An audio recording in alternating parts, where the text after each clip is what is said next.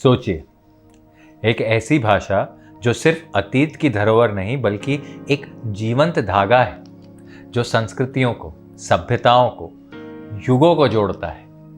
संस्कृत, जिसे अक्सर देवताओं की भाषा कहा जाता है, एक जादुई समय कैप्सूल की तरह है जो हजारों साल पुराने रहस्यों और कहानियों से भरी हुई। इसके महाकाव्यों और पवित्र ग्रंथों से लेकर विश्व के दूर दराज हिस्सों में संस्कृत ने दुनिया पर अपने अद्भुत तरीके से छाप छोड़ी है। आज तथ्य कथा में संस्कृत की दुनिया में उतरते हैं, इस प्रसिद्ध भाषा के रहस्यों को उजागर करने के लिए, इसकी जड़ों से लेकर इसकी वैश्विक छाप तक, और पता लगाते हैं कि ये प्राचीन भाषा आज भी क्यों चमक रही है।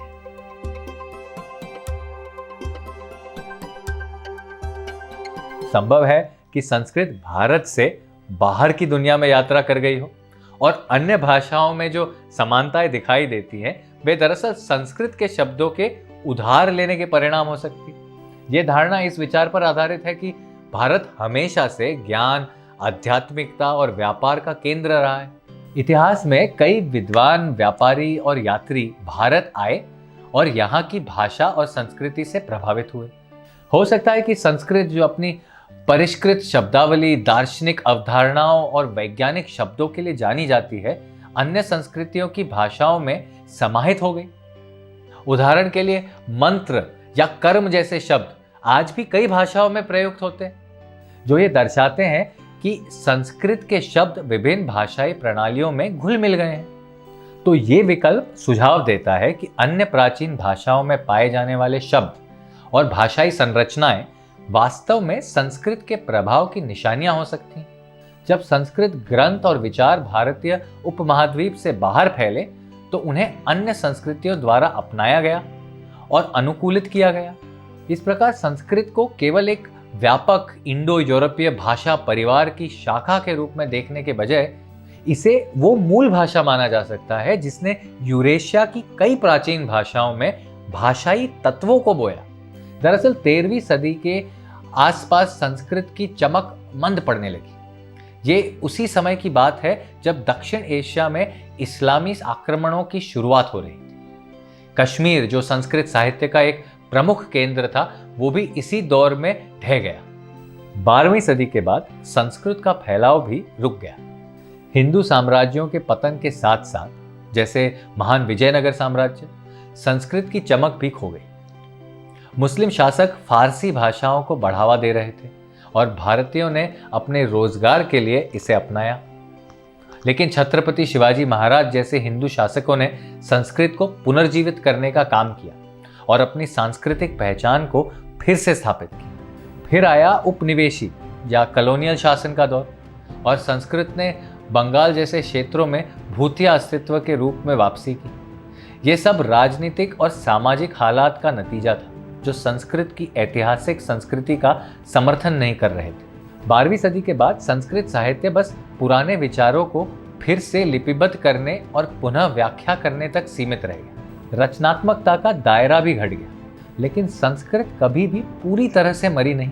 हाँ, इसका प्रचलन पुराने समय की तरह नहीं है, लेकिन आज भी ये हमारे त्योहारों, रामलीला, नाटकों और अनुष्ठानों की आत्मा है। असल में संस्कृत न तो पूरी तरह से मृत है और न ही सिर्फ जीवित है।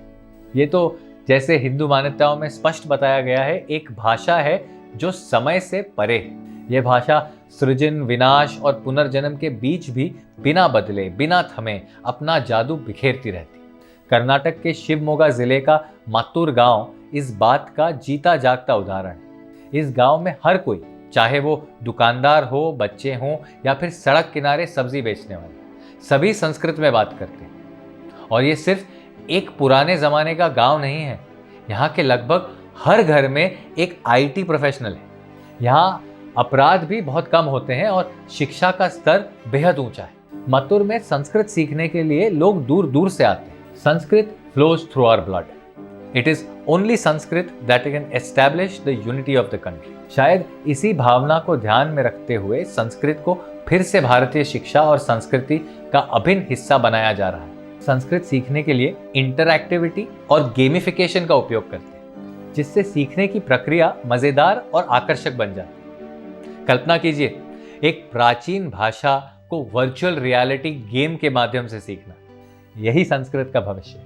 21वीं सदी में आगे बढ़ते हुए संस्कृत का पुनरुद्धार और प्रचार न केवल एक भाषा को संरक्षित करने के बारे में है, ये पूरी मानवता की वैश्विक धरोहर को अपनाने के बारे में। चाहे आप एक भाषा प्रेमी हो, एक टेक गीक हो या आध्यात्मिक ज्ञान की तलाश में हो, संस्कृत आपके लिए कुछ न कुछ अवश्य रखती है। इस भाषाई खजाने में डूबिए और कौन जानता है, हो सकता है कि आपको एक नई संभावनाओं की दुनिया का द्वार मिल जाए। तो अब संस्कृत के बारे में इतना जानने के बाद क्या आप संस्कृत सीखना चाहेंगे?